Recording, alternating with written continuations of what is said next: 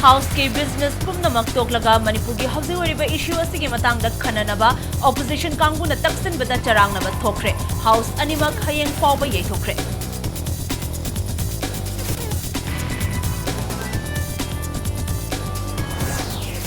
Manipur Legislative Assembly mifam kaubada ayaba pikre mifam phambagi dumiti lengak na lepkadabani haina Governor Anusuya Uike na phongdokre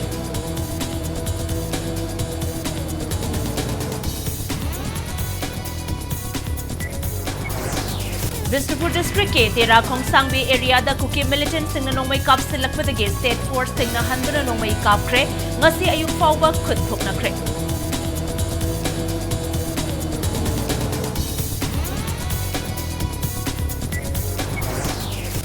Irang manungda viral oikiba video adu kabluba amadi video du ukiba thawong adu da chenaba miyoi mari CBI gi custody da sinakre wahang pawhang chathaba hauragani August ani fawba police remand pikre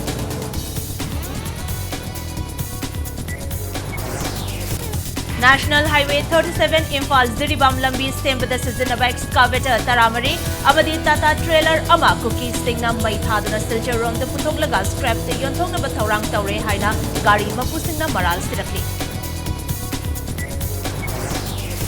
More the state police thazin bangamdriba si More town asibu Manipur government na ngak bangamdre takpani haina hanagi DGP Y Joy Kumar na phongdorakli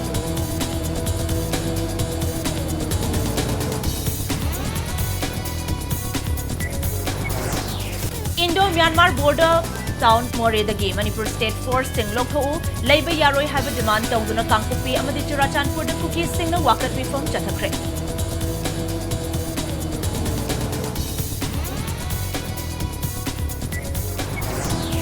Amasong state Sigioina Foxo Eke Kwaidagi Chauba Cherak Oina Nupi Macha Amada from Lana Bohonarui Haiba Maralda Rimski ECG technician Thokchom Suraspu Foxo Eke Bakadanga Sidagi Changi Taratare Tham Mariga Numit Kumni rigorous imprisonment Oina Lane Nabalau Tokre.